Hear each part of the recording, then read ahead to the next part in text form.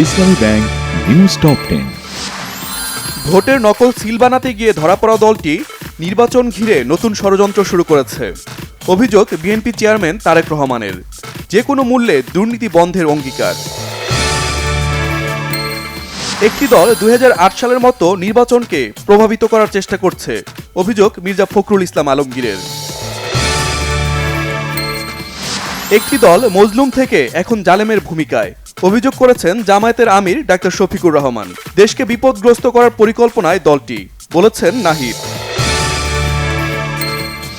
আরোপিত দায়িত্ব যথাযথভাবে পালন করছে না নির্বাচন কমিশন, অভিযোগ টিআইবির নির্বাহী পরিচালক ডক্টর ইফতেখারুজ্জামানের।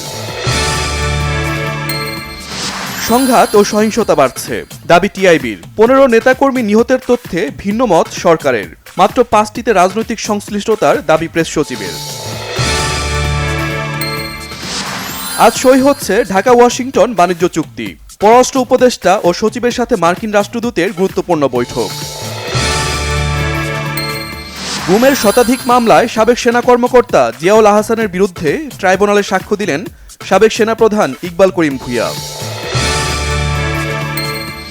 নির্বাচনের কারণে 9 থেকে 15 ফেব্রুয়ারি পর্যন্ত ধর্মঘট স্থগিত। যে কোনো মূল্যে বন্দর সচল রাখার আশা নৌপরিবহন উপদেষ্টা অবসরপ্রাপ্ত ব্রিগেডিয়ার জেনারেল এম শাখাওয়াত হোসেনের।